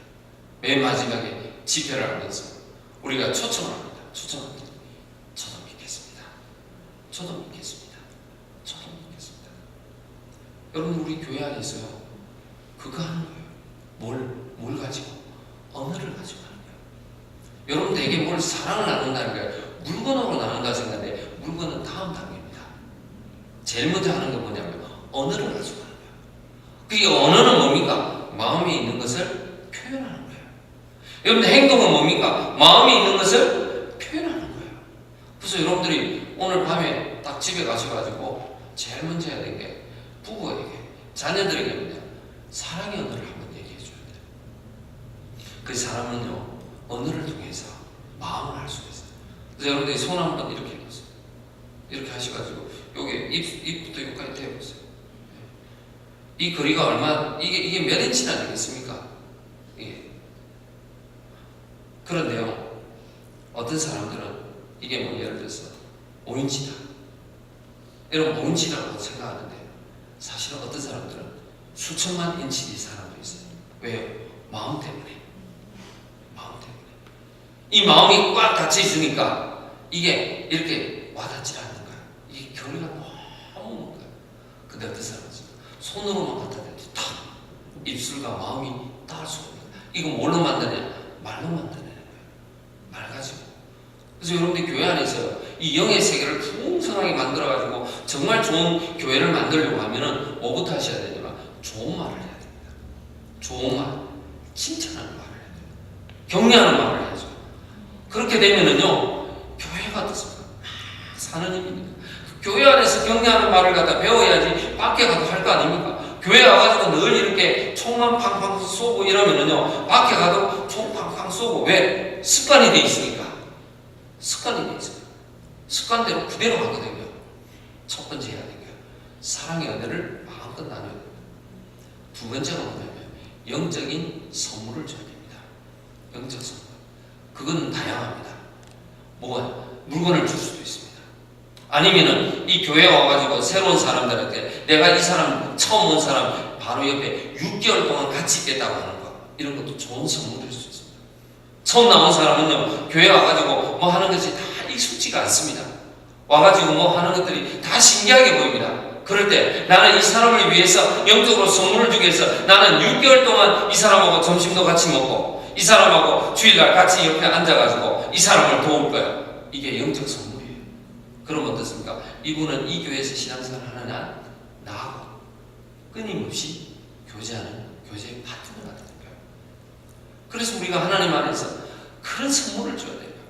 그 선물을 딱 주게 되면요, 이 사람이 나를 통해서 뭘 보냐면 예수 그리스도를 보는 거예요. 그래야 전도되지 않습니까? 사람들은 그럽니다. 교회 와가지고 누구를 본받으라고 얘기합니까? 누구 본받으라고 얘기해요? 예수님 본받으라 하지 않습니까? 근데 그건 반은 맞고 반은 틀렸습니다. 사도 바울은 이렇게 얘기합니다. 나를 본받으라 하는 거예요. 왜 그러냐? 내가 예수님을 본받은 것처럼 당신도 나를 본받으라 하는 거예요. 우리는 예수님은 보이지 않는 거예요. 예수님은 보이지 않으니까 예수님이 보이지 않는 예수님 다 본받아야 되고 자기는 한마디로 개판인 거예요. 그게 아니라고요. 내가 예수님을 본받는 것처럼 내가 예수님 앞에서 내 삶이 바뀌어가지고 사람들 앞에 뭐라고? 당신도 나를 본받으십시오. 나도 주님 앞에서 당신을 내놓겠습니다. 이렇게 얘기해요. 굉장히 성경적이더라고요. 근데 우리는 예수님이라고 다 해놓고 자기는 뒤에 다 숨어가지고 예수님 본받으니까 저는 뭐 괜찮죠. 당신이 예수님 본받았어요. 이러고 주일날 보면 굉장히 9시 50분에 하는데 자기는 항상 9시 50분에 뭐 10분 지나가지고 오고. 그러니까 어떡합니까? 늘 새로 오던 사람들도 그대로 따라하는 거예요. 우리는 교회에서 11시 15분에 예배를 시작하거든요. 근데 16분에 오는 사람이 있어요. 그 사람은 하여튼 지금까지 몇 년 동안 16분에 와. 1분을 못 바꾸는 거예요. 14분에 오면 안 되잖아요. 그래서 제가 이 얘기를 지금 여러분에게만 하는 게 아니고 우리 교회 가서 똑같이 얘기를 합니다. 16분에 오지 말고 14분에 오라고 그래. 그래도 그 사람들 또 16분에 와. 그런데요, 그분한테 뭘 선물을 해줄까요? 어쩌면은 아침마다 전화를 해줘야 될지도 몰라요. 오늘 일찍 가가지고 내하고 같이 갈래? 이러면 14분에 올 수 있거든요. 그래 해줘야 될지. 어떤 사람이 낙심해가 있습니다. 너무너무 힘들어하고 있어요. 감당을 못하는 사건 앞에서 하나님 앞에 울부짖고 있을 때 그분에게 맛있는 거 사준다고 될까요? 그분은 먹는 거 아무 관심이 없습니다. 맛있는 것도요, 먹고 싶을 때가 돼야지 맛있는 거지. 괴로운 사람 앞에서는 음식이 오히려 적이 될 수도 있다. 그때 어떻게 합니까? 같이 불어주는 거예요. 같이 기도해 주는 거예요. 그러면 나를 위해서 기도해 주는 사람만큼 멋진 선물이 어디 있겠냐는 거예요. 여러분이 교회 담임 목사가 하나님 앞에 사역을 해나갈 때 수많은 사람들이 이끌어가는데 이 목사님이 그냥 쉽게 목회하는 게 아니에요. 그럼 어떻게 할까요? 목사님에게 맛있는 거 사, 그거 안 하셔도 됩니다. 진짜 중요한 거는 목사님을 위해서 기도하는 거예요. 목사님을 위해서 기도해가지고 목사님이 정말 기도의 힘을 받도록 그렇게. 그래서 우리가 어떻게 하면 기도를 할 수 있을까? 내가 적어도 하루에 1분 정도는 목사님을 위해서 기도해야지. 그런 마음을 가지고 목사님을 봐보세요. 여러분 어느 순간 달라져요. 목사도 마찬가지예요. 우리 교인들이 일주일 동안 세상에 나와가지고 그렇게 세상에 일하고 와가지고 오늘 여기 와서 예수 믿고 하나님 앞에 예배드리고 있는데 이들이 하나님 앞에서 뭔가를 가지고 가게 하려고 하면 어떻게 해야 될까? 말씀 준비 잘해요. 기도해 주는 거예요. 그리고 기도 제목 있으면 가져오십시오. 나도 당신을 위해서 기도하겠습니다. 그렇게 기도해가지고 기도 제목 가지고 우리 김자매 이 기도 제목 했는데 어떻게 됐냐고 물어보고 목사님 제가 이런 기도 제목이 있었는데 어제 해결됐습니다. 이런 얘기를 해야지 이 교회가 영의 세계가 풍성해지는 거예요. 이런 교회를 여러분 꿈꾸셔야 돼요. 그렇게 되면은 우리 신앙생활 자체가 교회 와가지고 얼마나 좋은지 몰라요. 근데 어떤 사람은 자기를 알아주지 않는다고 와가지고 힘들어요.